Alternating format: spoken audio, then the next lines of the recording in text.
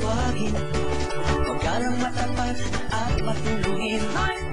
Ito ang tawag, pagka-Diyos matalino at masaga.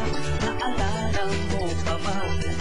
Kung inuwi na ay Tatay Lord, na pagbabago'y simulan na.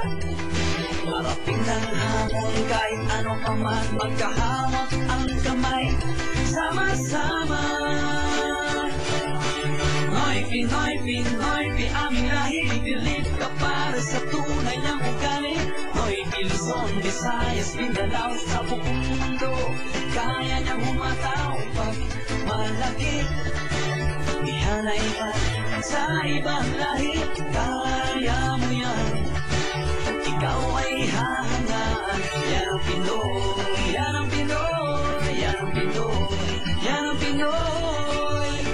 Pinoy, Pinoy, Pinoy, Pinoy, Pinoy, Pinoy.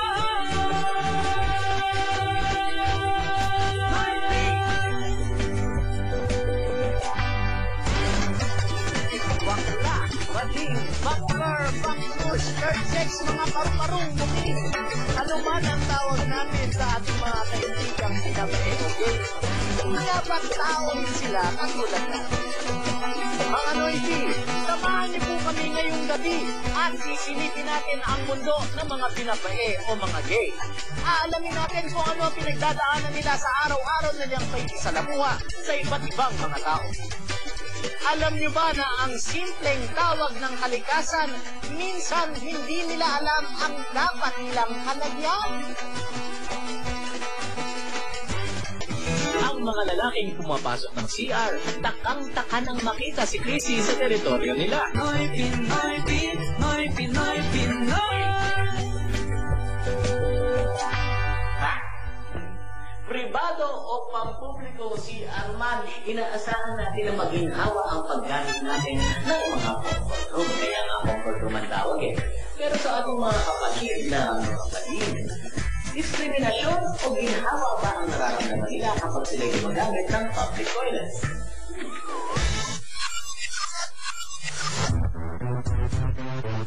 Every time na nasa CR ako sa CR ng mga lalaki, na pagkakamalan, tapos minsan, Gusto niyong malaman ang totoo? Eto at kayo na ang bahalang humusga. Pasok, gorgeous kasabwat Chrissy. Ang mga lalaking pumapasok ng CR, takang-taka nang makita si Chrissy sa teritoryo nila. Ito namang si ate na tagapamahala ng CR, di nakatis.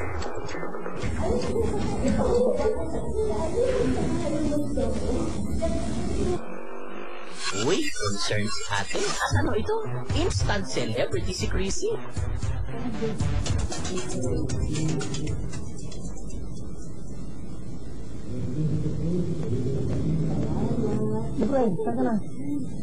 Wala naman ako na-feel na discrimination towards sa akin.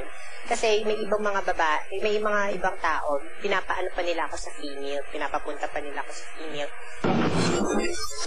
Pinasok din ng ating magandang kasabwat ang girls CR sa isang mall. Pero ang mga girls doon, dead mo lang. Kaya si Chrissy feeling one of the girls naman.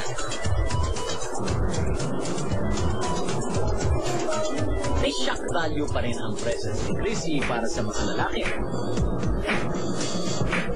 Ay, kuya, tama po ang pinasukan nyo at di ka namamalikmata.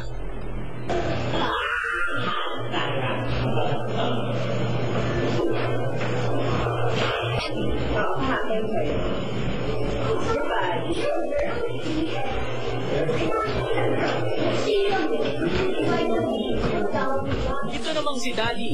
Papalabas na lang ng CR, ayaw pang tantanan ng tingin si Chrissy. Di ba tapos ang aming paglilipot sa iba't ibang CRs? Hanggang sa Baywalk, kami ay namatok. Mga matang nagtatanong ang sumasalubong sa kanya sa pagpila niya sa portalet ng mga lalaki. Itong si ating tagapamahala, very gentle lady.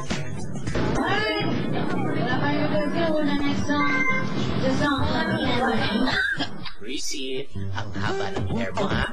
Feeling Miss Universe ang beauty mo. Kung walang naging aberya si Chrissy, ano naman kaya ang kahihinatnan ng dalawa pa naming kasangway?